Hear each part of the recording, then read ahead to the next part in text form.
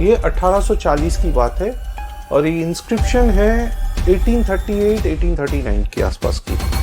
मुझे अभी भी आंसू आ जाता है, खींच के ले आया। तो रथ यात्रा के भीतर आपका कोई ऐसे अनुभव है जो सबसे यादगार रहा है, सबसे यादगार? एकदम उग्र नरसिम्हा रूप ले लिया उन्होंने। फिर उन्होंने क्या किया, मेरे को ऐसा पकड़ा पीछे से शर्ट पे, एक धक्का मारा मेरे को। मैं सीना ठोक के बोल रहा हूँ, अगर आर्कियोलॉजिकल एक्सकेवेशन होगा बहुत कुछ मिलेगा। और श्री मंदिर के ऐसे कौन सी गुप्त परंपरा है, नीति है जो लोग बहुत कम जानते हैं या फिर उनको जानना चाहिए?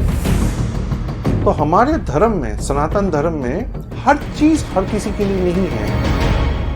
और महाप्रभु जगन्नाथ के बीच माँ सुभद्रा को हम देखते हैं, इसके पीछे कोई दार्शनिक कारण है? इसको समझने के लिए हमें वापस जाना पड़ेगा ब्रजभूमि में। और दारू ब्रह्म की उपासना में सुदर्शन के क्या भूमिका? सो Sudarshan is a representation of Ugra Narasimha. He is the slayer of all demons and all negativities. इसलिए उनको सबसे पहले ले आके उनको करवाते हैं। महाप्रभु के पास ऐसे विशेष आकर्षण क्या है, ये सबके मन में प्रश्न यही आता है कि अपनी तरफ खींच लेते हैं। ये अगर आज तक हमने आंकलन कर लिया होता, हाँ। तो सारा मिस्ट्री खत्म हो जाता। हाँ, सही बात। परमात्मा है, परब्रह्म है। मतलब मैंने अच्छे लोगों को घुटने टेकते हुए देखा है बरदेउल के अंदर। अच्छे लोगों को देखा है। और उनको देखते ही आंखों से आंसू क्यों आ जाता है, ये तो कोई नहीं बता सकता। ये सबके साथ होता है। तो भगवत सेवा वही तो होता है। भगवत सेवा से भगवान का सेवा करना नहीं है, मनुष्य रूपी नारायण का भी सेवा करना होता है। इसलिए कहते हैं भजन, भोजन और अपना प्रेम ये छुपाना चाहिए, दिखाना नहीं चाहिए। माँ शारदा बोल के गई थी, जो गुप्तो तो पोक्तो, जितना गुप्त होगा उतना ही पुख्ता होगा भक्ति।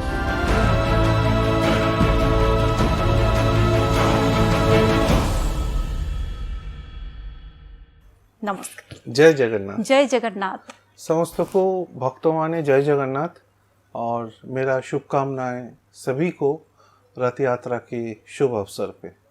कैसे हैं आप सर? बहुत अच्छा हूँ महाप्रभु की कृपा से। महाप्रभु की कृपा से आप अच्छे हैं। उड़ीसा वासियों को आप क्या कहना चाहेंगे? आप उड़ीसा में ये पहली बार आप पॉडकास्ट कर रहे हैं। उड़ीसा वासियों के लिए तो हमेशा आप प्यार जताते आए हैं, फिर भी आप क्या कहना चाहेंगे? मैं तो इतना ही बोलूँगा कि जो मैं हमेशा पिछले 15-20 सालों से बोलता आ रहा हूँ कि मेरा शरीर जो है उड़ीसा का नहीं है, लेकिन मेरा आत्मा उड़ीसा का है। जो और जब मैं पहली बार 2008 में महाप्रभु को 22-22 में पौंडी में देखा, 22-22 में बैठे हुए पहली बार देखा। 22-22 में पौंडी में बैठा हुआ था मैं, साइड में वो जो ग्रिल्स है, रेलिंग्स है उसके पीछे। तो मुझे यही लगा कि मैं पहली बार ये नज़ारा नहीं देख रहा हूँ, ये बहुत बार इससे पहले भी देख चुका हूँ। और कितना न जाने कितने आशीर्वाद प्रभु का है मेरे ऊपर, तो तब जाके मैं आ पाता हूँ हर बार रथ यात्रा में। पिछले 15-16 साल से तो आ ही रहा हूँ रथ यात्रा में।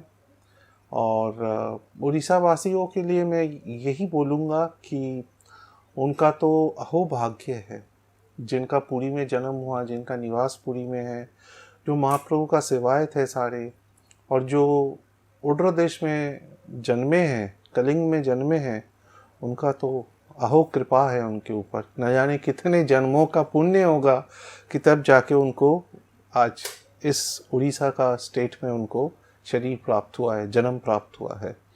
तो उन सभी को कोटि कोटि नमन, महाप्रभु को कोटि कोटि नमन। और जैसे सूर्य नारायण राधा शर्मा जी बोलते हैं, मैं उनको बहुत फॉलो करता हूँ और वो मेरे अनुप्रेरणा भी है रिसर्च और इन सब के बारे में, काफ़ी गाइडेंस भी लेता हूँ उनसे। तो जैसे वो सही में बोलते हैं, अनंत कोटि ब्रह्मांड रनायक मुनिमा, सही में मतलब गला भर आता है बोलते बोलते। आप बहुत भावुक भी हो गए अभी। ये पॉडकास्ट अभी शुरू नहीं हुआ है, आप इतने भावुक हो गए। मतलब आपको महाप्रभु के प्रति आपका जो श्रद्धा है, प्रेम है, भाव है, ये कब से आपको पता चला कि नहीं सच में कुछ कनेक्शन है? ये भी एक अनोखा लीला ही है महाप्रभु का। 2008 की बात है। मैं ना एकदम जैसा मिडिल क्लास फैमिली का बंगाली होते हैं, 3-4 महीने में एक बार कालीघाट में जाना, बस उतना ही करता था मैं। ना मंदिर उतना जाता था ना कुछ करता था। तो मेरा एक बार मेरा ससुराल जहाँ पे है, उस जगह का नाम है गुप्ती पाड़ा, हुगली डिस्ट्रिक्ट में। वो चैतन्य महाप्रभु का लीला भूमि है, और जो वहाँ का रथ यात्रा है वो इंडिया का नंबर 3 है इन टर्म्स ऑफ एंटिक्विटी। मतलब कितने पुराने हैं। तो वहाँ गया था। वहाँ पे मुझे कृष्ण भक्ति का जन्म हुआ मेरे अंदर। वहाँ पे वो भगवान कृष्ण का क्षेत्र है, जगन्नाथ महाप्रभु का क्षेत्र है। तो तब मेरा मन में आया कि महाप्रभु कौन है? कृष्ण है, शिवा है, जगदम्बे है, कौन है? या महाविष्णु है? तो आज जितना जानता हूँ उस टाइम कुछ भी नहीं मालूम था मुझे। तो मैं उसी उसका जो उत्तर है उसको ढूंढते ढूंढते मैं पुरी आया पहली दफ़ा 2008 में। और जो साक्षात्कार हुआ महाप्रभु के साथ, ये वो टाइम था जब टिकट दर्शन होता था गर्भगृह में। बड़देउलेरो टिकट दर्शन होता। तो मैं जब बड़देउल के अंदर गया और वो अंधेरे में दिया जल रहा महाप्रभु सामने है, मुझे देख के ये एहसास हुआ कि मैं इनको बहुत सालों से जानता हूँ। फिर क्या हुआ, ये था 2008 की बात, और उस टाइम मैं आईटी इंडस्ट्री में ज़्यादा काम किया है अपना करियर में। तो आईटी इंडस्ट्री में रिसेशन आया हुआ था। तो एक बार क्या हुआ, मैं अपना पत्नी के साथ बात कर रहा था कि अगले साल 2009 में भी जाना है, उसी टाइम जाना है, प्रभु का दर्शन करेंगे। और उस टाइम सैलरी भी उतना नहीं था। तो पत्नी ने बोला कैसे होगा, तुम्हारा 5% सैलरी कट हो गया है, और इतना भी नहीं है हमारे पास, बेटा भी छोटा है, सब उसका भी स्कूलिंग है। मैंने बोला हाँ बात तो सही है। तो सुबह 4 बजे का था, मेरा नींद खुल गया सुबह 4 बजे। और मैं ये 2009 का जनवरी फरवरी की बात है। तो मैं बहुत यहाँ पे बहुत पेन हुआ, यातना हुआ, बहुत पेन हुआ कि मैं महाप्रभु के पास जा नहीं पाऊँगा इस बार, क्योंकि मेरा सैलरी उतना नहीं है, मैं उतना खर्चा नहीं उठा पाऊँगा। दिल्ली से पूरी आने तक का रहना है, दर्शन करना है, बहुत खर्चा है। फिर ना करके भी 35-40 हज़ार का खर्चा है। तो बहुत दुख हुआ, और मेरे दोनों आँखों से मतलब इतना पेन हुआ अंदर जैसा मेरा दिल फट के बाहर आ जाएगा, और मेरे दोनों आँखों से आंसू निकल रहा है। तो ठीक है, आंसू पी गया करके मैं ठीक है एक्सेप्ट कर लिया। प्रैक्टिकल वर्ल्ड है, प्रैक्टिकली चलना पड़ेगा। इसके बाद क्या हुआ, इस बात की 15 दिन बाद, 2 हफ्ता या 3 हफ्ता बाद, एग्जैक्टली याद नहीं है, हमारे जो बॉस थे डिपार्टमेंटल हेड, उन्होंने हम सबको बुलाया और बुला के बोला कि एक बहुत खुशखबरी है तुम लोगों के लिए। अच्छा क्या है सर?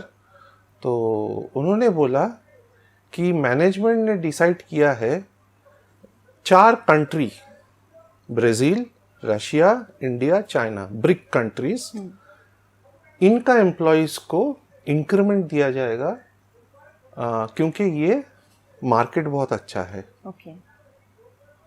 तो अच्छी बात है, हम लोग खुश हो गए। चलो कुछ तो जो 5% कटा था वो वापस शायद मिल जाएगा जी। उसका 1 हफ्ता बाद बॉस ने मेरे को बुलाया, मेरा नंबर आया। अच्छा। तो बॉस ने बोला कि सूर्या तुमको मैं 27% इंक्रीमेंट दे रहा हूँ। अच्छा, 5% कट रहा था, लेकिन फिर आपको कॉल आया कि 27% आपका इंक्रीमेंट हो, वो भी 4 कंट्रीज में। ओके। मुझे अभी भी आंसू आ जाता है जितना मेरा संसार का खर्चा है, और बिल्कुल वो बफर क्रिएट कर दिया ताकि मैं उनके पास आ पाऊँ।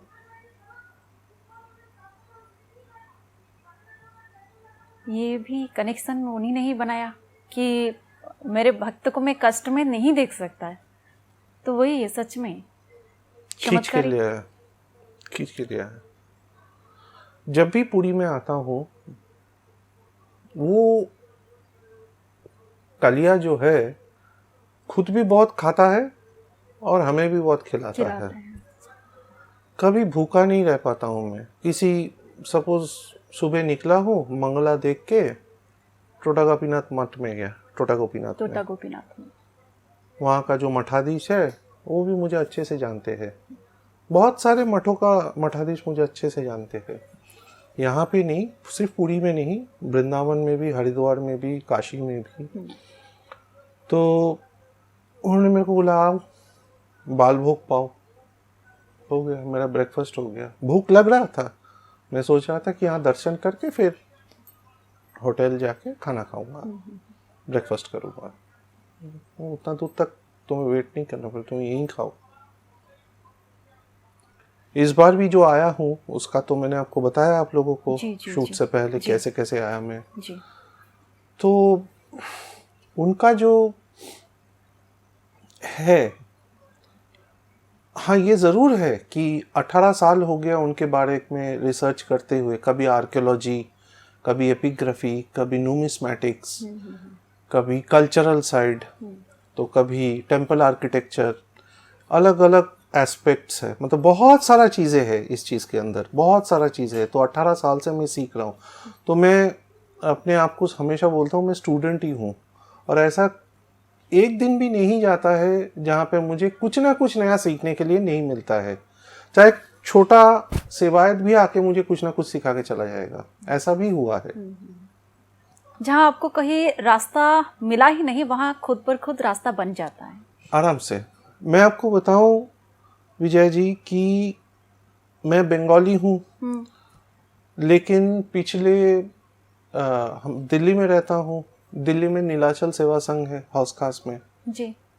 मैं वहाँ इतने सालों से जुड़ा हूँ रथ यात्रा के साथ या बाकी उत्सवों के साथ, कि मैं दिल्ली का दुर्गा पूजा में किसी में इतना इन्वॉल्व नहीं हूँ, इन्वॉल्व भी नहीं हूँ। तो मुझे जितना प्यार, जितना अपनापन उड़ीसा ने दिया है, उड़ीसा वासियों ने दिया है, महाप्रभु ने अपनी शरण में लिया है, कि मैं उन्हीं का होके रह गया। पहली बार आप जब जगन्नाथ धाम आए थे, उसका अनुभव आपने कहा, कैसा रहा आपका अनुभव? और वो चमत्कारिता आपने अनुभव किया, उनके प्रति आपका आस्था और भी बढ़ने लगा। अभी आप इतने सालों से आ रहे हैं, आप कह रहे हैं कि हर साल कोई ना कोई ऐसे वजह मैं ढूंढ लेता हूँ और आ जाता हूँ। तो इस बार का कनेक्शन कैसे बना? अब क्योंकि जब कॉल की थी आपको, तब शायद ऐसा लग रहा था कि नहीं हो सकता है, आ नहीं सकते हैं आप कुछ वजह है वहाँ जिसलिए आप कंफर्मेशन नहीं आ पा रहे, फिर कैसे हुआ? एक्चुअली कुछ 4-5 महीना पहले मेरा पिताजी का स्वर्गवास हो गया है, और जनवरी या मान लीजिए फरवरी से मेरा जो आईटी सेक्टर का काम था वो भी बंद हो गया। अभी मुझे बोलने में कोई हर्ज नहीं है। तो अभी जो मेरा फुल टाइम काम है, कल्चरल हेरिटेज हिस्ट्री के ऊपर ही काम कर रहा हूँ मैं जी। सिर्फ जगन्नाथ संस्कृति नहीं, ब्रजमंडल, कुरुक्षेत्र, मेवाड़, मालवा, मराठा हिस्ट्री कुछ हद तक, क्योंकि इन सब के साथ जगन्नाथ संस्कृति जुड़ा हुआ है। तो मुझे बॉम्बे में बुलाया गया था एक प्रोडक्शन हाउस से, उनके साथ पॉडकास्ट शूट करने के लिए। तो जिस दिन शूट था उसका 2 दिन पहले उन्होंने बोला, आपने मेरे साथ उससे पहले बात किया था जी। तो उसके बाद शूट था मेरे ख्याल से जून का मिडिल में। तो शूट के 2 दिन पहले उन्होंने मुझे बोला कि हमें रथ यात्रा में डॉक्यूमेंट्री शूट करना है आपके साथ, क्या आप आएंगे? तो मैंने बोला हाँ, क्यों नहीं आऊँगा। तो क्योंकि मेरा इस साल आने का मन नहीं था, मतलब मन नहीं था मैं बोलूँगा नहीं, उपाय नहीं था मेरे पास। आर्थिक और पिताजी का स्वर्गवास सब मिला के मन भारी था। ये भी नहीं है, वो भी नहीं है, एक साथ बहुत कुछ खो दिया है मैंने अभी। तो प्रभु को बोला, प्रभु इस बार के लिए क्षमा कर दो, क्योंकि मैंने प्रभु को एक वचन दिया था कि जब तक इस शरीर में शक्ति है मैं आऊँगा, ज़रूर आऊँगा, और चाहे आपके पास पैसा हो ना हो, कुछ ना हो, कैसे भी हो, मैं आऊँगा। और कोई शक्ति नहीं है जो मुझे रोक सकता है। मैंने तो ऐसा भी हुआ है विजय जी कि मैं रथ यात्रा में आया हूँ और कंपनी ने मुझे शो कॉज भी किया है, ऐसा भी हुआ है। आपने नौकरी को खतरे में डाल के? हाँ, नौकरी को बहुत बार, एक बार नहीं बहुत बार। नौकरी में सिर्फ नौकरी नहीं, अपना शरीर को भी खतरे में डाल के आया हूँ मैं। मेरा शोल्डर में सर्जरी हुआ था 1 साल, मैं इधर से इधर शोल्डर सपोर्ट पर के आया मैं। हाथ पूरा चल नहीं रहा है, 2 ही महीना हुआ है। मेजर सर्जरी है, जो सर्जरी कपिल देव या जवागल श्रीनाथ का शोल्डर में हुआ है। मैं भी क्रिकेटर था, फास्ट बॉलर था, तो वही सेम चीज़ मुझे भी हुआ था। जो फास्ट बॉलर्स होते हैं ना, उनको ये प्रॉब्लम होता है, रोटेटर कफ मसल। तो मेरा रोटेटर कफ मसल जो था वो फट गया था, तो इसलिए शोल्डर निकल जाता था। तो उसको फिक्स कर किया, बट उसका जो फिक्सिंग का जो हीलिंग टाइम है वो 10 to 12 वीक्स है। और जब रथ यात्रा हो रहा था उस साल 6 वीक्स ही हुआ था, 6 to 7 वीक्स ही हुआ था। तो मैं शोल्डर सपोर्ट डाल के यहाँ से यहाँ पूरा कवर करके, ये सब करके कपड़े के अंदर करके मैं आया। फिर अभी जब मैं बात कर रही हूँ ना, मैं एकदम से फील कर पा रही हूँ कि आपके अंदर कितना प्रेम है उनके लिए, कितना भाव है। ये सिर्फ आप परिवार में था ये, या फिर कैसे आया? कोई नहीं था, कोई नहीं। पहले अब ऐसे मुझे बहुत बाद में, मैं कैमरा के सामने नहीं बोल सकता हूँ, मैं जब इस साधना में जुड़ा महाप्रभु का इसमें, उसके बाद मुझे विजन्स आया कि मैं कैसे इसमें हूँ। मेरा जन्म जन्म का रिश्ता है। अच्छा। इससे मतलब I don't know how many people will believe in birth and rebirth, but I believe. तो मेरा पुराने जन्म का भी लगाव है। अच्छा। मैं इस जन्म में, मेरा शरीर बंगाल कलकत्ता में है, लेकिन इससे पहले जन्म का जो शरीर था मेरा वो इधर का था। अच्छा। आप प्रारब्ध में विश्वास करते हैं? क्या है प्रारब्ध, आप कैसे समझाएंगे? प्रारब्ध ऐसा है जो आपका पूर्व जन्मों का संचित कर्म है, संचित लगाव है, संचित साधना है। अच्छा। वो आपका प्रारब्ध है। तो अगर वो ऐसा है तो आपको इस जन्म में भी उसी साधना में आगे ले जाने के लिए आपको वैसा ही शरीर प्राप्त होगा। अच्छा। आपके कर्म के ऊपर सब निर्भर करता है आपका, उसके ऊपर। मेरा लगाव जगन्नाथ महाप्रभु का है, गौड़ीय वैष्णव संप्रदाय के थ्रू। ओके। चैतन्य महाप्रभु, वो उनको मैं मानता हूँ। तो वहीं से जुड़ाव है। और अब जब रिसर्च करते करते करते करते मुझे और भी बहुत कुछ चीज़ें पता चल चुका है, तो फिर मैं 2 और 2 4 करता हूँ उसको। मतलब अभी हम जो बात कर रहे हैं या फिर चर्चा कर रहे हैं महाप्रभु को लेके, उनकी संस्कृति को लेके, ये ज्ञान, विज्ञान और अध्यात्म एक तीनों का संगम है, हम कह सकते हैं। जो आपने रिसर्च किया है, पूरा विज्ञान क्या है आपको पता है, फिर भी आपके अंदर एक अध्यात्म का जो भाव है। विज्ञान महाप्रभु के सामने ना, विज्ञान टिकता नहीं है।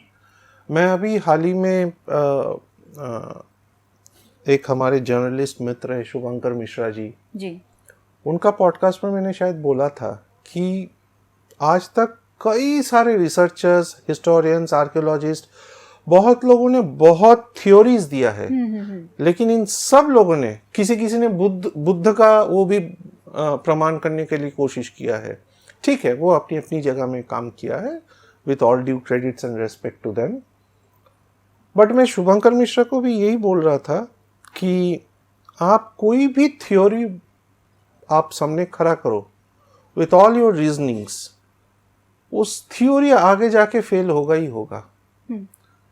एक ऐसा पुरुषोत्तम है ना, आदि मानव है वो, आदि पुरुष है, तो उनके सामने कोई थ्योरी टिकता नहीं, अल्टीमेटली जाके वो फेल हो जाता है।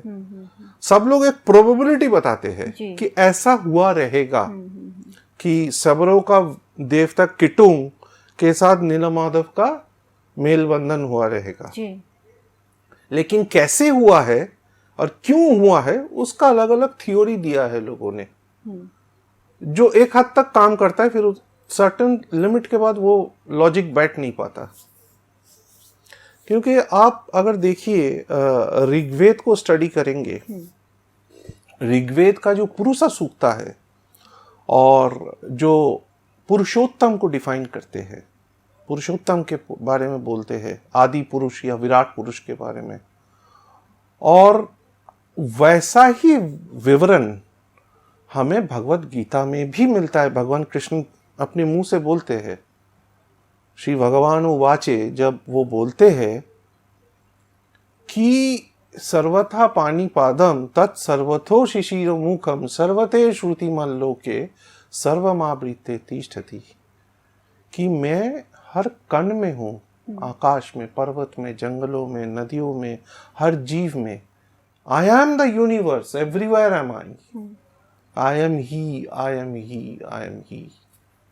और यही चीज आप पुरुष सूक्त स्टडी करेंगे तो यही चीज आपको मिलेगा, बार बार उठ के आएगा। आदि पुरुष, विराट पुरुष हर कण में है। प्रहलाद ने क्या बोला था, वो तो कण कण में है, निर्जीव में भी है, जीवों में भी है। मतलब हर जगह वही है, और आप कहीं पे भी उनको सोच के देखो, वो आपको मिल जाएंगे। वो तो जो रथ को खींचने का रस्सी होता है, शंखचूड़, वो उनमें भी है, उनमें भी है। मैं आपको एक घटना बताता हूँ छोटा सा। ये मेरे ख्याल से 2013 या 14 की घटना है। मैं पुरुषोत्तम एक्सप्रेस से आ रहा था रथ यात्रा में। ट्रेन का खाना उस टाइम कैसे होता था सबको मालूम है। जी। आज भी बहुत कुछ कह रहा, अच्छा नहीं है, कई बार शरीर खराब हो जाता है, तो मुझे भी हुआ और बहुत लूज मोशन जैसा हो गया पेट में ट्रेन का खाने से। तो मैं पहुंचने के बाद बहुत वीक हो गया, तो ORS वगैरह लेता रहा और सोया रहा होटल रूम में। फिर क्या हुआ, जिस दिन रथ यात्रा के एक दिन पहले जो दक्षिणा मोड़ होता है, रथखला से रथों को खींच के मंदिर के सामने लाया जाता है, तो उस टाइम कॉमन लोग भी, मतलब आम जनता भी खींच सकते थे और उतना भीड़ भी नहीं होता था दक्षिणा मोड़ में। आज जैसे सारे ब्लॉगर्स आके खड़े हो जाते हैं, आधा भीड़ तो उन्हीं का है, ठीक है ना। तो उस टाइम ये सब प्रॉब्लम नहीं था। That was a different time, that was a different time. आप साधना के लिए बहुत अच्छा था वो टाइम। अभी तो मतलब सब कैमरा लेके, हर चीज में कैमरा लेके। एनीवेज, तो मैं बहुत वीक था। तो खैर जब मैंने प्रभु का रस्सी खींचने के लिए हाथ में लिया, मैं नीला चक्र में देखा, नीला चक्र की तरफ। मैंने उनको सिर्फ एक ही बोला कि हे मोरे प्रभु, मुझे तुम्हारा जो जिस शक्ति से तुम इस ब्रह्मांड को चलाते हो, उस शक्ति का थोड़ा सा मुझे दे दो इस 3 दिन के लिए। आप बिलीव नहीं करोगे, वो बात था, मैं उस दिन तालध्वज को, उस टाइम तो पुराना पूरी था, कॉरिडोर नहीं बना था, वो गली के अंदर माँ काली का जो मंदिर है वहां तक खींच के ले गया मैं और तालध्वज को प्लेस किया। तालध्वज को प्लेस करना, जब आप खींचते हो ना तालध्वज को, लास्ट ईयर में सिक्योरिटी को भी गाइड कर रहा था, इसलिए तालध्वज को जब खींचते हो उसका एक एंगल में खींचना पड़ता है। और फिर सबसे बड़ा डिफिकल्ट होता है एंगल लेके, वो आ तो जाएंगे लेकिन लास्ट का जो मान लीजिए 500 मीटर्स है, 500 मीटर है, उसमें उनको ठीक तरह से प्लेस करना उतनी सी जगह में वो बहुत मुश्किल होता है जी। उसमें बहुत ये करना पड़ता है। तो वो सब किया मैंने। अब बताइए, जो बंदा अपना पैरों पे खड़ा नहीं हो पा रहा था, वो तीनों रथ को खींच के बिठा दिया जगह पे। आपको ये लगा कि ये सब उन्हीं की इच्छा से हो रहा है? और आप मानोगे नहीं, जब मैं वापस आया होटल में, अगला 2 दिन का तो कर ही लिया खींचना, मेरा मसल्स, ट्राइसेप्स मेरा यहाँ ऐसे हो गया था। और जब मैं वापस जा रहा था, जब ट्रेन बालासोर क्रॉस कर गया, मैं देखा मेरा बॉडी नॉर्मल हो रहा है फिर से। फिर कभी बिना योजना के भी उन्होंने कभी दर्शन का मौका मिला आपको? हाँ, बिना योजना का भी दर्शन कई बार हुआ है। कई बार ऐसा दर्शन हुआ है जब मैंने सोचा ही नहीं था। कई बार उन्होंने मेरे साथ खेलते, भक्त के साथ खेलते भी है, दर्शन नहीं देंगे, बिल्कुल नहीं दूंगा। मैं मंदिर में घूम रहा हूँ, दरवाजा खोले ही ना, भोग लग रहा है, भोग लगी रहा है। फिर कई बार ऐसा हुआ है, आया हूँ, महास्नान हो रहा है, बंद हो गया, फिर 4 घंटा 5 घंटा खड़ा हूँ, तो फिर जाके मंदिर खुला, फिर दर्शन हुआ। पर महाप्रभु ऐसे क्यों करते हैं भक्तों के साथ, अपने भक्तों के साथ? खेलेंगे। हमारे उड़िया में कहते हैं ना, मनुआ ठाकुर, हटिया ठाकुर, हाँ। क्यों ऐसे कहते हैं? वो कन्हैया है ना। हाँ, कन्हैया है ना। कन्हैया ब्रजभूमि में क्या करते थे, अपने साथ जो गोप बालक होते थे, द्वादश गोपाल बोलते हैं उनको, उनके साथ 12 साथी होते थे उनका। सुदाम, मनसुख, और भी कौन कौन, नाम मुझे इमीडिएटली याद नहीं आ रहा है, जिनका रीइंकार्नेशंस आपका पंचसखा भी है। जी। तो खेलते हैं ना, दोस्तों के साथ खाना खा लेते थे। अच्छा। गोपियों का वो हाड़ी फोड़ देते थे, ऐसा करते थे। तो वही करते हैं इधर। गोपाली तो है, गोपीजन वल्लभ, गोपाल मंत्र में जब उनका पूजा हो रहा है तो गोपाली तो है। ओके, तो रथ यात्रा के भीतर आपका कोई ऐसे अनुभव है जो सबसे यादगार रहा है? सबसे यादगार, अच्छा भी हो सकता है, ये तो आपने कहा अनुभव बहुत सारा है, उसमें से एक तो मैंने बताया आपको। जी। एक बार क्या हुआ था, ये भी उसी साल का बात है, 2014 का, जिस बार ये हुआ। मैं अडप मंडप विजय देखने के लिए गया हुआ था। तो जो मेरे पांडा थे, तो वो खोल बजाते, ढोल बजा, अपना जो मृदंग है वो बजाते हैं, पौंडी में बजाते थे। अभी तो खैर उनका बहुत उम्र हो गया है। तो उनके साथ गया मैं, तो थोड़ा सा एज उनका हो गया था तब, उस टाइम ही वाज ऑलरेडी 75। तो उनका जो मृदंग था वो मैं ही कैरी करता था पौंडी से पहले। पौंडी का वो मृदंग मैं ही कैरी करता था, उसका रिपेयरिंग वगैरह या उसका जो मेंटेनेंस है वो भी कई बार मैं ही कर देता था। तो गया उनके साथ, तो सिक्योरिटी टाइट, सिक्योरिटी मुझे घुसने ना दे, और वो समझा नहीं पा रहे कि ये मेरे साथ ही है, मेरा ये कर रहा है, मैं नहीं कर पाऊंगा बोल के इसको लेके आया हूँ, तो इसके बिना मैं आगे जा नहीं पाऊंगा। नहीं छोड़ेगा सिक्योरिटी, और अंदर लोग बैठे हुए हैं, 30-35 लोग अंदर बैठे हुए हैं जी। तो बोले एक लड़का है, इसको छोड़ेंगे तो क्या होगा, तो सिक्योरिटी ना छोड़े।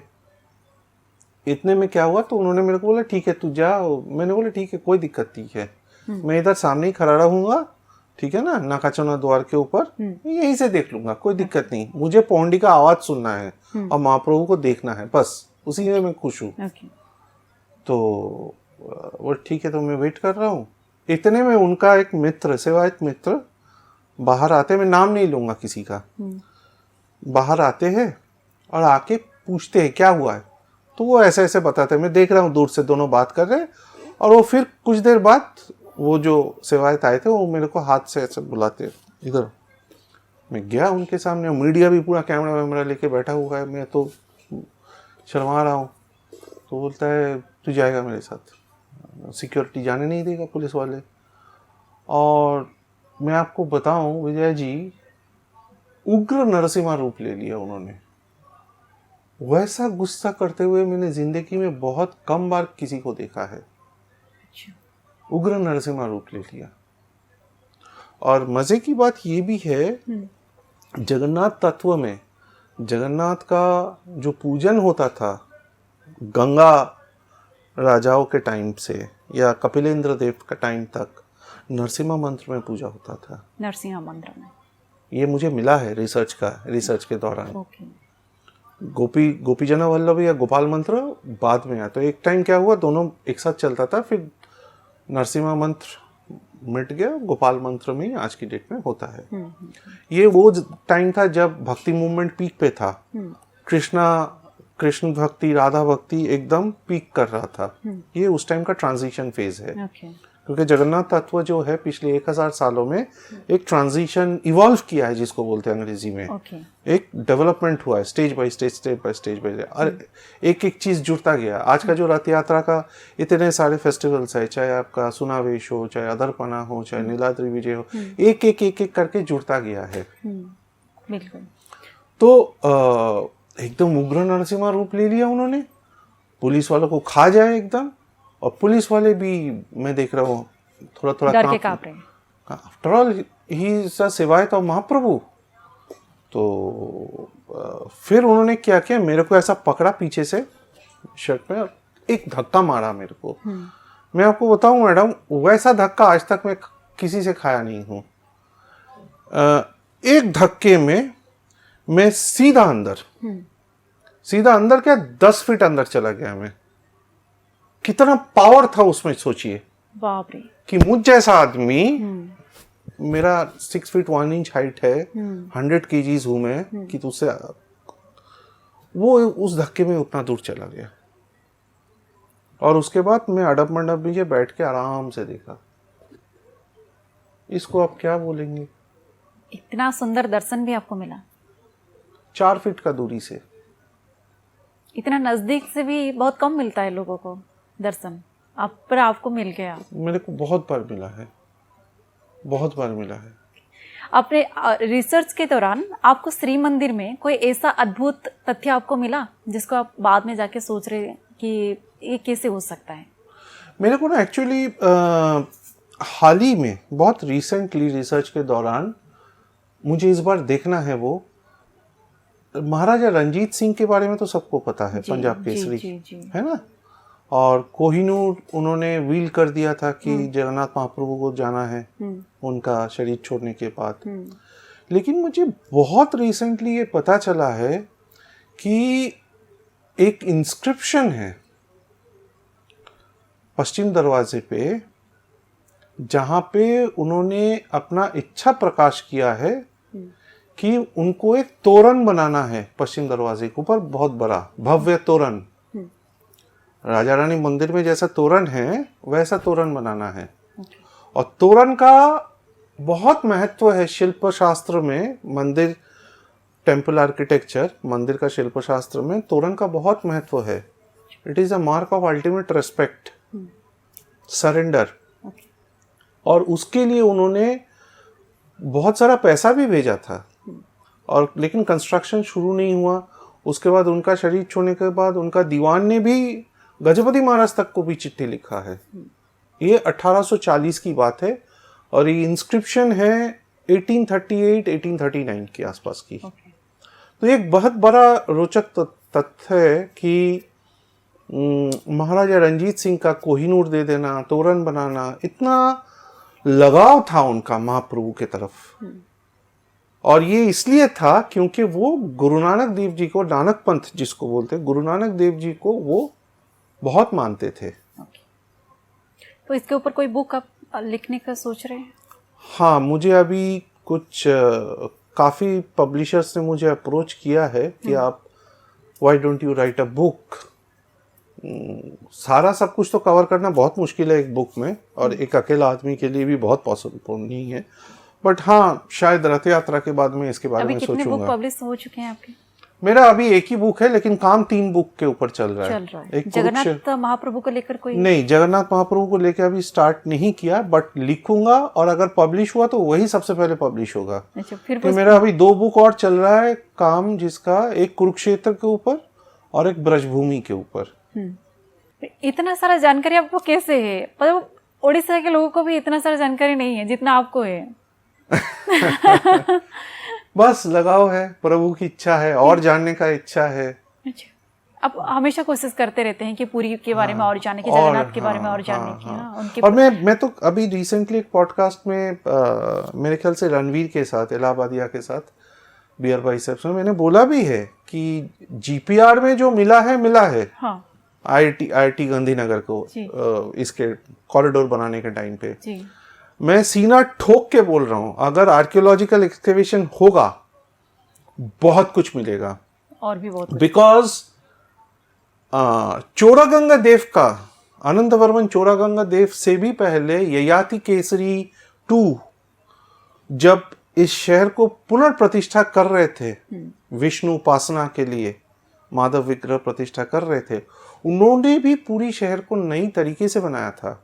हमें और उसका लेकिन डिटेलिंग अनफॉर्चुनेटली हमारे पास अवेलेबल नहीं है। उसके लिए एक्सकेवेशन करना जरूरी है, और एक्सकेवेशन में फोरेंसिक डेटिंग करना पड़ेगा, कार्बन डेटिंग करना पड़ेगा, तब जाके शायद मेरे हिसाब से 8वीं 9वीं शताब्दी का भी तक कभी निकल सकता है। और कैन और even go up to 6th century also, 6th century 7th century. और बाकी हिस्टोरिकली तो ये अवेलेबल है ही कि अनंतवर्मन चोरागंगा देव ने जब मंदिर बनाना चालू किया, बड़ा देउल बनाना चालू किया, तब उन्होंने पूरा नया तरीके से पूरी शहर को सजाया था। फॉर एग्जाम्पल मार्कंडेय शाही, उन्होंने मार्कंडेय शाही बनाया, चुरंगा शाही बनाया, ठीक है ना, ऐसे बहुत शाही उन्होंने बनाया था, और हर एक शाही में अलग अलग कैटेगरी ऑफ सेवाइट्स को बिठाए। बहुत कुछ जानने को है, अगर हम कोशिश करें जानने की तो वो जान सकते हैं। महाप्रभु ये उन्हीं का लीला है। हाँ। जिसके अंदर वो इच्छा जागृत होता है तो उनको वो जाने का मौका देते हैं। महाप्रभु के जो 3 रथ हम देखते हैं, रथ यात्रा के समय पे सब देखते हैं, 3 रथ दंडायमान होते हैं। तो 3 रथ के उसके पीछे हम सांस्कृतिक या फिर पौराणिक कारण सब जानते हैं, लेकिन कोई वैज्ञानिक कारण आपको जानने को मिला रिसर्च के दौरान? वैज्ञानिक नहीं है, ये एक एंशिएंट इंडिया का वास्तुकला, शिल्पकला, खगोल विद्या का चमत्कार है। एंशिएंट इंडियन आर्किटेक्चर और इंजीनियरिंग मार्वल जो है, दैट इज उसका प्रमाण जो मिलता है, जीता जागता लिविंग हेरिटेज चीज को बोलते हैं, वो है रथ।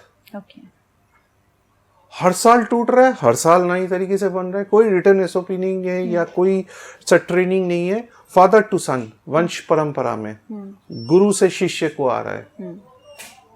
जो गुरु शिष्य परंपरा है हमारा, एक पीढ़ी, हाँ, जो हमारी देश का नींव है, आधार है ज्ञान का, गुरु शिष्य परंपरा जो स्मृति और श्रुति का थ्रू आ रहा है, ये उसका परफेक्ट निदर्शन है, परफेक्ट एग्जाम्पल है। और एक दार्शनिक कारण हम जानना चाहेंगे, महाप्रभु बलभद्र और महाप्रभु जगन्नाथ के बीच माँ सुभद्रा को हम देखते हैं, इसके पीछे कोई दार्शनिक कारण है? इसके पीछे बहुत सारा कारण है, और अलग अलग पर्सपेक्टिव है इसका, अलग अलग पहलू है, और इसको समझने के लिए हमें वापस जाना पड़ेगा ब्रजभूमि में। देखिए, ब्रजभूमि में भगवान कृष्ण का रहते रहते एज पर Mahabharata and Harivamsha and Padma Purana and Agni Purana, ये मैं 4 टेक्स्ट की बात कर रहा हूँ, and Markandeya Purana of course, ये 5 टेक्स्ट है, 5 पुराण है। 3 तरीके का विष्णु वंदना हमें मिलता है। मैं एक एक करके स्टेप वाइज बता रहा हूं। पहला है द भगवत कल्ट, जिसमें सिर्फ वासुदेव कृष्ण का पूजा होता है, ठीक है। दूसरा मिलता है पंच महावीर, जिसमें वासुदेव, संकर्षण, वज्रनाभ, प्रद्युम्न, अनिरुद्ध, ये 5 वृष्णि हीरो, इनका पूजन होता है।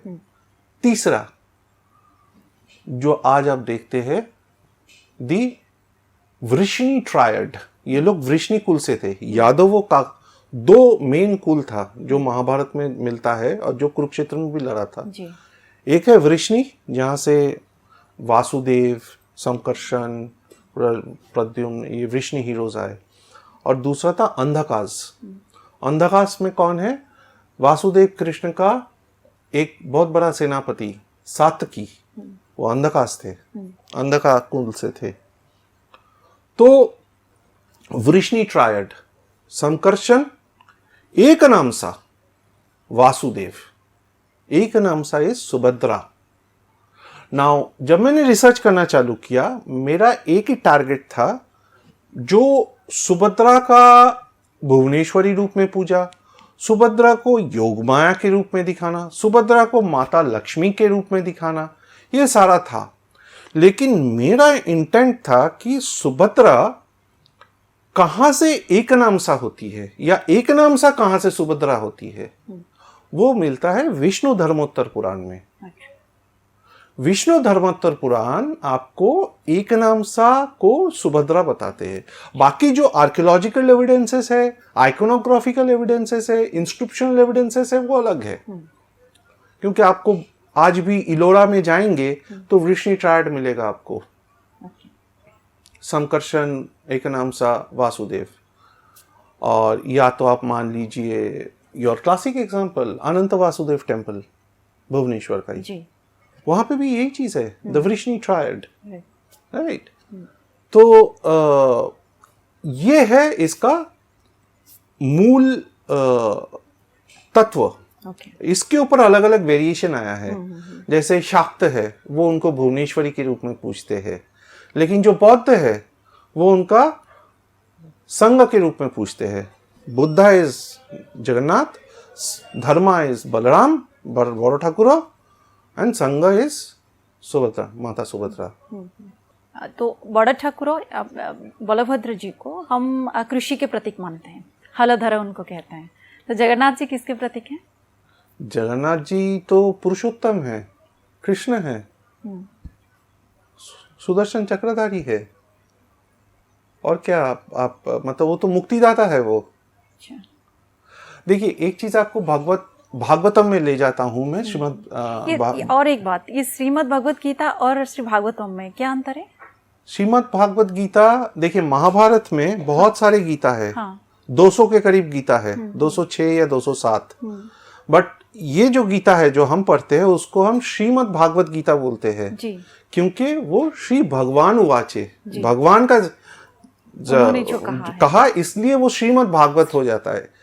इसके अलावा भी बहुत सारे गीता है। दूसरी बात, भागवत हमारे पुराण है, महापुराण है, 18 महापुराण है, ठीक है, और 24 के करीब मेरे ख्याल से उपपुराण है।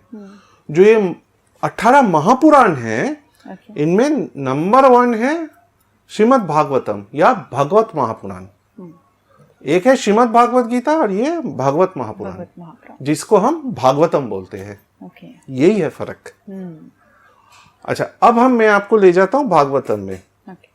भागवतम में क्या आप ये पूछ रहे थे ना, कृष्णा किसका प्रतीक है? Now let me explain you. मैंने एक एस्पेक्ट आपको बताया, अब दूसरा एस्पेक्ट बताता हूं, क्योंकि सारा जड़ यहीं से आता है। ये जो तीनों वृष्णि ट्रायड, पंच महावीरा या आपका वासुदेव भगवत कल्ट जिसको मैंने बोला, ये कहां से ओरिजिनेट करता है? ये ओरिजिनेट करता है आपका श्रीमद् भागवतम से, जहां पे सबसे ऊपर दिखाया गया है पुरुषोत्तम कृष्ण को।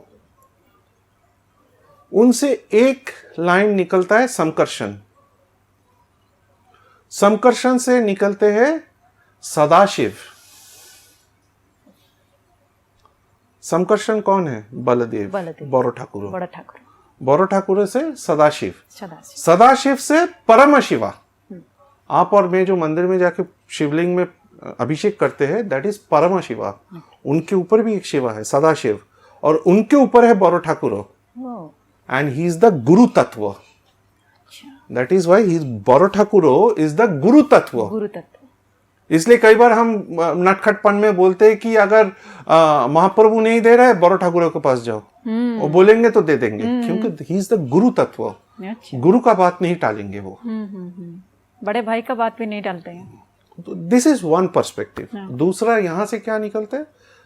कृष्ण है, कृष्ण से निकलते हैं वासुदेव, वासुदेव से आते हैं प्रद्युम्न, प्रद्युम्न से अनिरुद्ध, अनिरुद्ध से वज्रनाभ।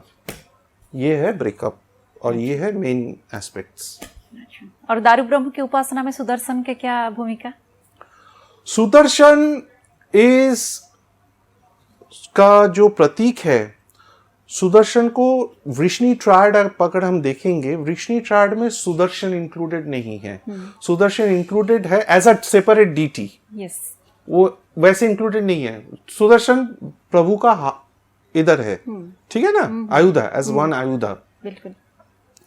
लेकिन सुदर्शन को अलग से बिठाने का ये है, सुदर्शन का कलर क्या है, उनका जो रंग है, पिंगल वर्ण। नरसिम्हा, उग्र नरसिम्हा का वर्णन क्या है? पिंगल वर्ण. सो Sudarshan is a representation of उग्र नरसिम्हा. बिकॉज नरसिम्हा, जब स्कंद पुराण में आप देखेंगे तो जब ब्रह्मा और महाराज इंद्रदेव ने यज्ञ करते, वहां से उग्र नरसिम्हा निकलते हैं और वो जाके जो यंत्र में वो बैठते हैं वो उग्र नरसिम्हा मंत्र है. फिर वो लक्ष्मी नरसिम्हा का रूप लेते हैं. तो और मैंने आपको बताया कि नरसिम्हा तत्व जो है वो एक टाइम पे बहुत स्ट्रांग था. इनिशियल पहला 300 साल 250 साल बहुत स्ट्रांग था. तो Sudarshan is a pratik of Ugra Narasimha. And since he is the slayer of all demons and all negativities, इसलिए उनको सबसे पहले ले आके उनको करवाते हैं. सब नेगेटिविटी खत्म किया जाता है सुदर्शन को लाके. और श्री मंदिर के ऐसे कौन से गुप्त परंपरा है, नीति है जो लोग बहुत कम जानते हैं या फिर उनको जानना चाहिए? गुप्त नीति ही रहना चाहिए. अब क्योंकि हमारे धर्म में देखिए एक चीज है, जैसे कोई साधक होता है, साधना कर रहा है, उसको कुछ शक्तियां प्राप्त होगा, लेकिन वो शक्ति मुझे और आपको नहीं प्राप्त होगा, वो सिर्फ उसी के लिए है. तो हमारे धर्म में, सनातन धर्म में हर चीज हर किसी के लिए नहीं है. जो गुप्त है उसको गुप्त ही रहना देना चाहिए. उसका सैंक्टिटी खराब हो जाएगा नहीं तो, एनर्जी खराब हो जाएगा नहीं तो. आप और मैं जाके अगर भैरव उपासना करने बैठ जाएंगे तो हमारा हालत खराब हो जाएगा, तबीयत बिगड़ जाएगा हमारा. जी. तो उसके लिए हमें रेडी होना पड़ता है, स्टेप बाय स्टेप. उसका ऊर्जा अलग होता है. अच्छा. देखिए मैं आपको एक एग्जांपल देता हूँ. श्री रामकृष्ण परमहंस कभी पुरी धाम नहीं आए. जितनी बार उनको बोला गया कि चलो पुरी चलो, हालांकि उनका जो पत्नी थे माँ शारदा, जो खुद जगदम्बे थे, खुद जगदात्री थे, वो आए कई बार, लेकिन रामकृष्ण नहीं आए. क्यों? वो हर बार बोलते थे कि मैं वहां जाऊंगा तो अपना शरीर पकड़ के नहीं रख पाऊंगा, मैं शरीर छोड़ दूंगा. तो इसलिए वो नहीं आते थे. परमहंस रामकृष्ण बोल रहे कि मैं पुरी में आऊंगा तो मेरा शरीर निकल जाएगा तुरंत. ऐसा क्यों? ऊर्जा. वो भी तो राम और कृष्ण का ही ऊर्जा है जी, रामकृष्ण. तो ये सब एक अलग ऊर्जा होता है. तो हम चाहे तो हमारे इच्छा से कुछ नहीं कर पाएंगे. जिसको जो काम करना है वो, जिसके ऊपर जो कृपा होगा one who is selected, team में वही आएगा. ये अद्भुत लीला है महाप्रभु के पास ऐसे विशेष आकर्षण क्या है? ये सबके मन में प्रश्न यही आता है कि अपनी तरफ खींच लेते हैं. ये अगर आज तक हमने आंकलन कर लिया होता, तो सारा मिस्ट्री खत्म हो जाता. सही बात. परमात्मा है, परब्रह्म है. मतलब मैंने अच्छे लोगों को घुटने टेकते हुए देखा है बरदेउल के अंदर. अच्छे लोगों को देखा है. आपने कभी महसूस किया है, आप सोच के गए होंगे कुछ, ये आज मैं ये बोलूंगा, ये कहूंगा, फिर ये मांगूंगा? नहीं, मांगने का कभी नहीं सोचा. मैं बोलूंगा, मैं ये सोच के जाता हूँ, अच्छा आज जा रहा हूँ, आज ये दर्शन करूंगा, वो दर्शन करूंगा, वो करूंगा. फिर जैसे जाके चौकाकी से देखने के बाद शून्य हो जाता हूँ, एकदम शून्य, ब्लैंक, जिसको बोलते हैं ब्लैकआउट हो जाना जी. ब्लैकआउट, एकदम शून्य हो जाता हूँ. ना कुछ मांगने का मन रहता है, ना कुछ सोचने का शक्ति रहता है, बस उनको देखता है. और उनको देखते ही आंखों से आंसू क्यों आ जाता है, ये तो कोई नहीं बता सकता. ये सबके साथ होता है, सबके साथ होता है. मतलब आप कोई भी हो, मंदिर के अंदर जाते हैं, गर्भगृह के अंदर खड़े होके जब वो गरुड़ के पीछे से रह के महाप्रभु के चौका आंखें हम देख लेते हैं, तो आंखों से आंसू आना पक्का है. और कुछ मांग भी नहीं पाते हम. मैं इसीलिए तो बोला शून्य हो जाता हूँ. बिल्कुल. कि प्रभु तुम्हारे सामने क्या हूँ, मतलब क्या मांगू मैं तुमसे? तुम तो परमात्मा हो, तुम्हें सब कुछ मालूम है. अब मैं ऐसा ही, मेरा भी यही होता है, तुम देख लेना. और आजकल ऐसा हो गया है कि हम सोच के तो जाते हैं वहाँ, जैसे ही पहुंचते हैं हमें दर्शन का बहुत ही मतलब ऐसा मन में आता है कि कैसे बस दर्शन कर ले, कुछ मांगने का तो छोड़ो, बस महाप्रभु के दर्शन मिल जाए, 2 सेकंड के लिए भी 2 सेकंड वही झलक बस मिल जाए और कुछ नहीं चाहिए, ऐसा मन में आता है. आप युवा में ऐसा देख रहे हैं आजकल कैसे वो भाव? हाँ, आप देखिए ना, मंदिर में कोविड के बाद से फुटफॉल कितना बढ़ गया है। बढ़ गया है, राइट। अभी आप सुन के हैरान हो जाएंगे। अभी जब मैं फ्लाइट में आ रहा था इंडियन एयरलाइंस का, 2 एयर होस्टेस ने मेरे को पकड़ लिया। अच्छा। मेरे को अचानक आके बोल रहे कि mister Roy, how are you sir, how was the journey, ये वो। फिर बोले कि sir, your podcast was awesome with super talks Raghav, and हम लोगों ने मतलब ड्यूटी आने से पहले ही हम लोग रात को 2 बजे तक जाग के देख रहे थे। एंड तो ये बहुत बड़ी बात है। एयर होस्टेस का जो दुनिया है, एविएशन इंडस्ट्री का जो दुनिया है, वो it's a glamorous world, glamorous दुनिया है। 5 स्टार में रहना, बिग शॉट्स के साथ ट्रैवल करना। और मैंने इनके साथ पहले भी इंटरेक्ट किया है 1-2 बार, प्री कोविड और अभी पोस्ट कोविड देख रहा हूँ।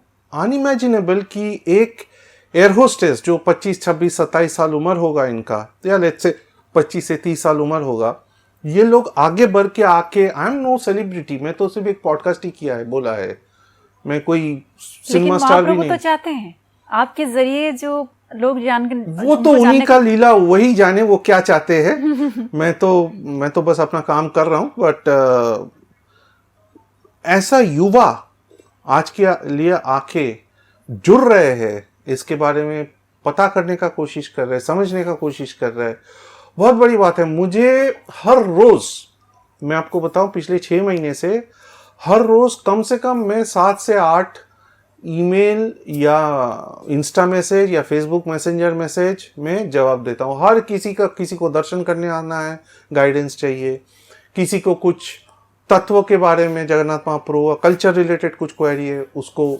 बोलना है, किसी को मुझसे सिर्फ बात करना है जी, सिर्फ बात करना है मुझे से जी, तो बात करना है। तो मैं कोशिश करता हूँ सबको जवाब देने का, to the best of my ability, जितना थोड़ा सा किंचित जितना मालूम है उतना शेयर करने का। जगन्नाथ संस्कृति हमें क्या सिखाता है? जीवन की सीख क्या होनी चाहिए? धैर्य, निष्ठा, निस्वार्थ प्रेम, भक्ति और सेवा, समाज सेवा, गरीबों का सेवा। तो भगवत सेवा वही तो होता है। भगवत सेवा से भगवान का सेवा करना नहीं है, मनुष्य रूपी नारायण का भी सेवा करना होता है। मनुष्य रूपी नारायण का भी सेवा करना होता है, जिसका सीख हमें स्वामी विवेकानंद देके गए हैं। स्वामी विवेकानंद भी सदाशिव का अवतार थे। सदाशिव का 2 अवतार भारत में आए हैं जी। एक है जगत गुरु आदि शंकराचार्य, एक है स्वामी विवेकानंद। दोनों सदाशिव के अवतार थे, परम शिवा नहीं, सदाशिव।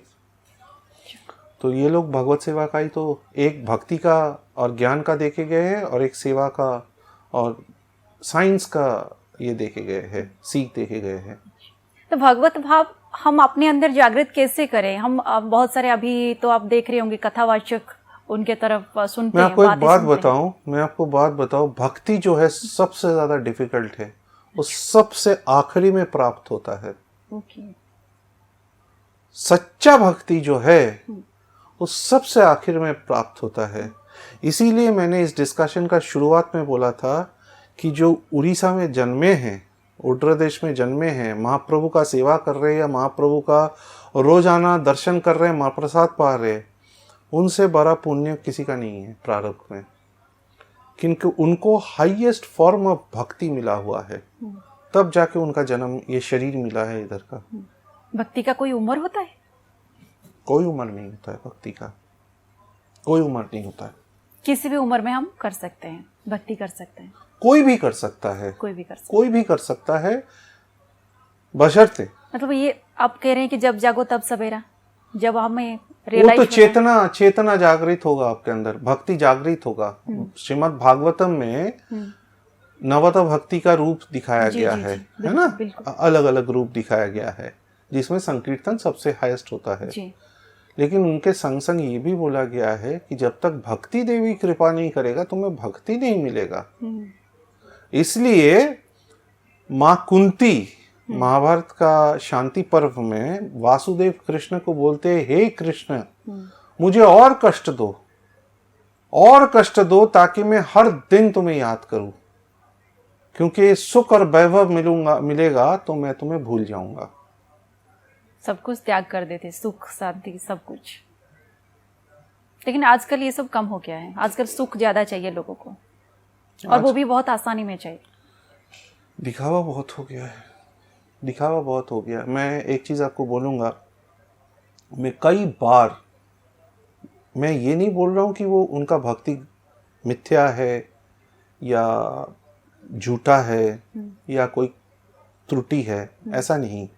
बट मैं कई बार कई लोगों को देखता हूँ, किसी को मैं बोलता भी हूँ, अपने घर का मंदिर में किसी उत्सव के दिन पूजा किया है, सपोज रामनवमी के दिन या जन्माष्टमी के दिन या नवरात्रि के टाइम पे, दुर्गा पूजा के टाइम पे मंदिर का फोटो लगाया है, जैसे पूजा किया है, जैसे श्रृंगार किया है प्रभु का, जो भोग लगाया है, सब कुछ फोटो दे दिया इंटरनेट पे।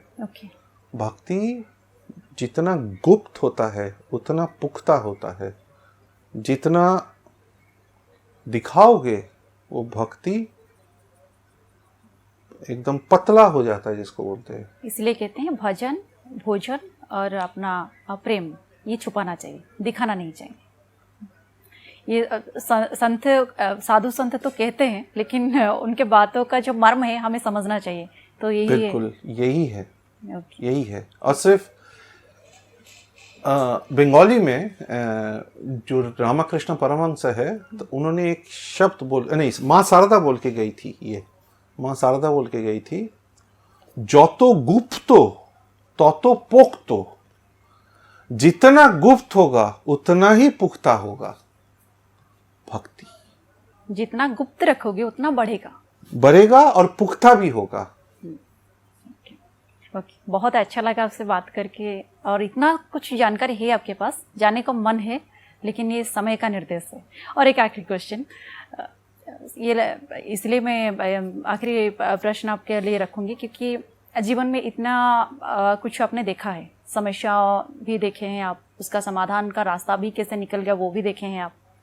सबसे अपना कौन लगता है आपको जीवन में? महाप्रभु से बड़ा और कोई है ही नहीं, महाप्रभु से बड़ा और कोई है ही नहीं। सारे गलतियों को माफ कर देते हैं, फिर सुधार के फिर ठीक जगह पे बिठा देते हैं। थप्पड़ भी मारते हैं और थप्पड़ के बाद सही जगह पे बिठा भी देते हैं। बहुत बार महसूस किया है मैंने। कई बार बहुत बड़े बड़े आपदाओं से बचाते हैं, कई बार कितने दुर्घटना हो सकता था वहां से बचा देते हैं। एक शब्द में आप जैसे ऐसा लगता है कि आप सुदर्शन चक्र के वलय के अंदर है, कि आपको कोई ना कोई तो प्रोटेक्ट कर रहा है, आपको ऐसा लगेगा। आपको लगेगा कि आप सुदर्शन चक्र आपके आसपास घूम रहा है कंटिन्यूअस। एक शब्द में आपसे जानना चाहूंगी, आप कैसे वर्णन करेंगे चौका के? एक शब्द में? एक वाक्य में भी कह सकते हैं। उनका वर्णन करना इतना मुश्किल है, फिर भी कैसे बोलूं मैं? वही जैसे पंडित सूर्य नारायण रथ शर्मा जी बोलते हैं, अनंत कोटि ब्रह्मांड नायक मणिमा। बस पुरी के लिए, पुरी धाम के लिए, पवित्र पुरी धाम के लिए एक लाइन। श्री कृष्ण गोविंद हरे मुरारे, हे नाथ नारायण, हे वासुदेव। और कुछ नहीं। बहुत अच्छा लगा आपसे मिलकर, बहुत अच्छा लगा। और जगन्नाथ जी के बारे में आप इतना कुछ जानते हैं, उनका कृपा आपके ऊपर सच में है। आप इतना अनुभव, इतना आस्था उनके ऊपर रखते हैं। ये आगे भी और बहुत कुछ काम, बहुत कुछ रिसर्च उनके लिए करें, और सारे देश विदेश में आप उनके बात पहुंचा रहे हैं। उनका आशीर्वाद हमेशा आप पर बने रहे, हमारा तो यही प्रार्थना है। बहुत बहुत धन्यवाद। जय जगन्नाथ। जय जगन्नाथ। दर्शक बंधु, आपण माने देखुथिले आमर ये पॉडकास्ट रे केते सुंदर कथा आउ जेतेबेले सूर्य सारथी रॉय सहित आम आलोचना करुथिले, जदिओ से ओडिया नुहंती किंतु ओडिसार कथा केते मात्रा रे जानिछंती। सेहिथि पई कहंती महाप्रभु जहां को चाहंती तांकर भक्तटीए से जेते दूर रे थिले मध्य जोड़ी होई जाए। आशा करूची पॉडकास्ट आपन मानको निश्चय भल लागिथिबो। पुणी देखाबो आउ गोटे अध्याय रे आउ जणे नुआ अतिथिंक सहित। से पर्यंत विदाय दियंतु। नमस्कार।